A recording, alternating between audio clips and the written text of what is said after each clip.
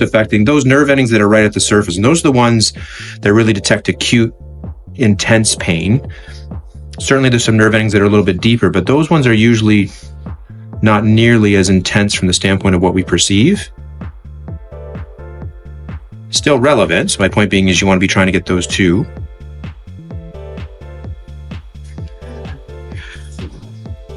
So you can see here how that's weeping on the side. So that means we've gone into the capsule just a little bit. So I'm going to try to do a little bit deeper.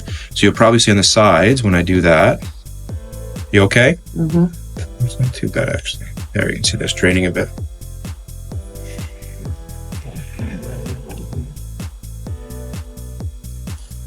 If I do that after the fact, just try and see if we can get some of the area upon which we're going to be incising. So obviously here, this is a case where you could not take out this cyst capsule. We're going to be sort of draining this so it has a chance to heal, and then afterwards, now if you try to take this capsule out, you would have, one, it'd just be impossible, but you would create such a huge divot and scarring area, it just would be a terrible decision to be making.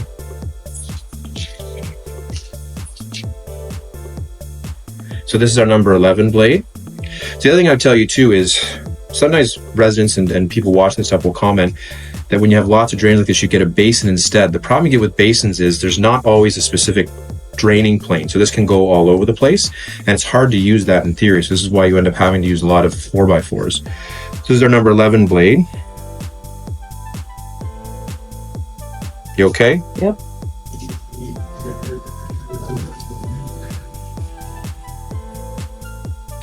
So obviously that's just all pus, that's all dead cells.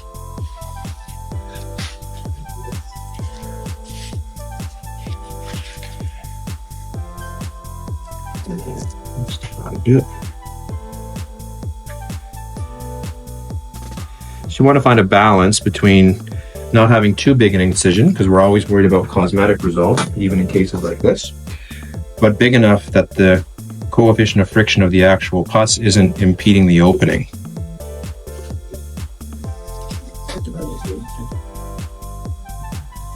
So maybe I have to extend that sooner, farther through.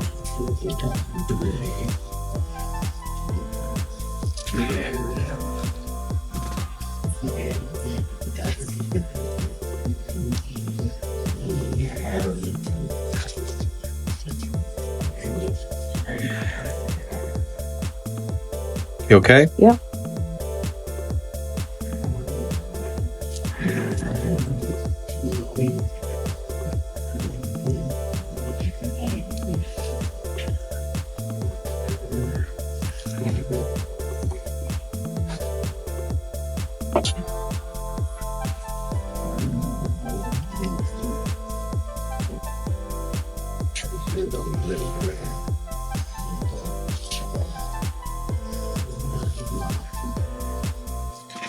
This is where, again, clearly this is not an abscess. This is clearly an affected cyst, so this is all keratin.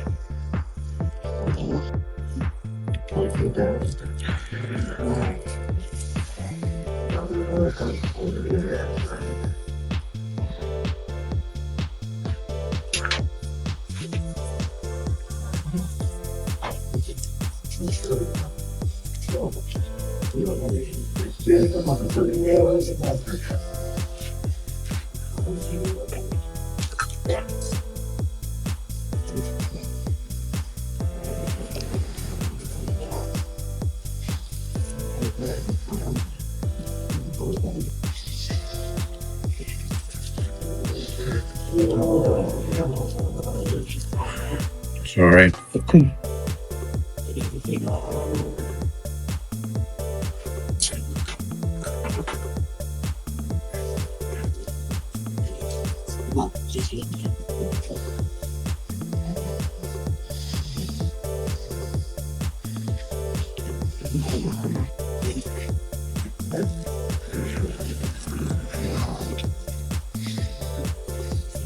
Capsule there.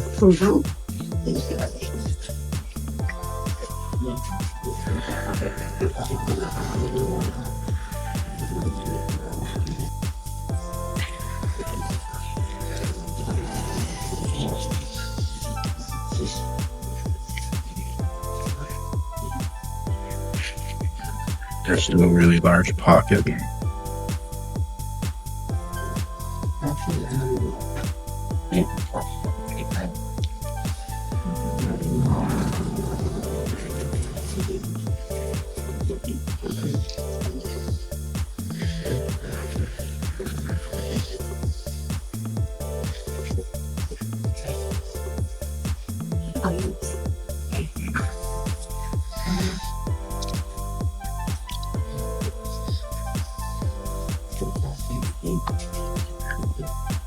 That was massive. Yeah. So this is definitely going to be one where you talk about, sorry, you okay there? Yeah.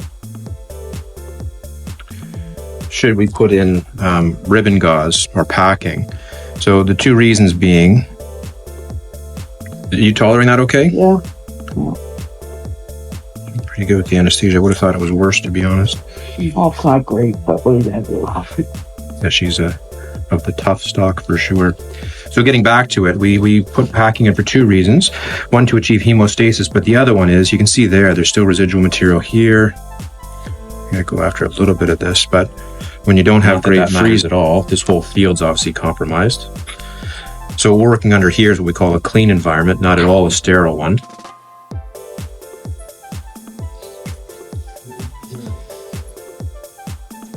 And if you're a frontline physician or nurse practitioner doing these procedures, if you read up on that, you can do lots of different procedures just in a clean environment, and actually infection rates aren't any higher.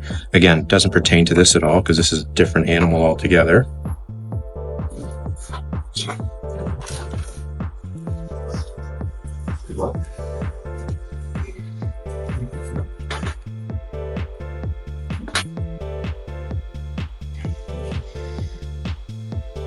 You okay there?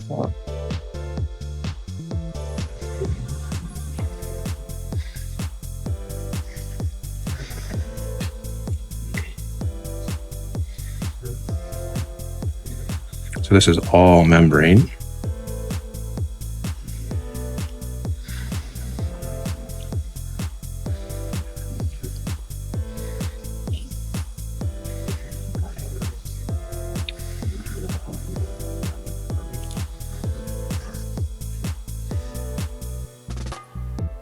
Very friable still.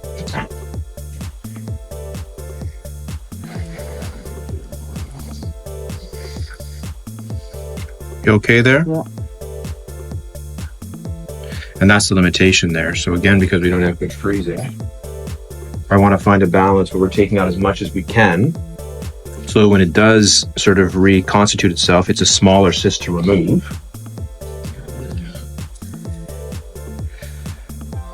But we have to be sensitive to the fact that if we don't have good freezing, anesthetic, that we don't want to cause undue harm either. That looks not too bad. Now irrigate that just a little bit more. And I would tell you, beyond the fact that the freezing's okay here, a lot of that is just her. She's very stoic. I'll have patients who don't tolerate nearly so much when I know the freezing's only adequate at best. Better than childbirth. Yeah, true. And that's why, there's studies showing that women's pain tolerance is higher. I'd like to say I could argue that, but I really can't.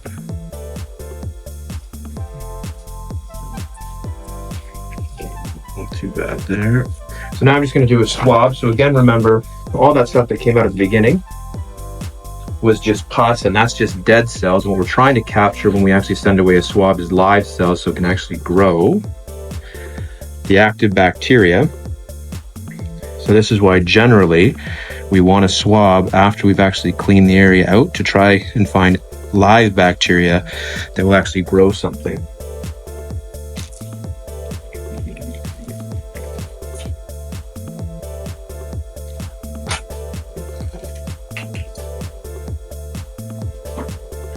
So this is ribbon gauze. So again, not something, when I was first at school, you okay when I do that? Yeah. We used to pack these for literally weeks on end. Now the new studies show if it's a pure abscess, we still will pack for a while. So when it's just an infected pocket, but for infected cysts in particular, I'll pack overnight. So again, she has some anesthetic in place. So this packing, putting it in is not terrible, but she'll still feel that. And if I was to continue that on subsequent days when she didn't have freezing in, then that would be really uncomfortable. And the studies show it's just uncomfortable for the patient, and it doesn't actually improve healing rates to any great degree. The only caveat I would tell you with that is that's so long as here we've cleaned out as much as we can, we've irrigated it, you do have to do that portion. So when I've sometimes had physicians send me cases where all they've done is just poke it a little bit and they haven't drained it, those ones you can sometimes be forced to have to do this for a few days because the pocket's just not cleared out as much as it should be. But in general, if you do essentially what we've done in this particular case, you should be fine with just packing this overnight. So tomorrow we'll obviously take this out and then we'll clean it out again and then we'll just allow it to heal.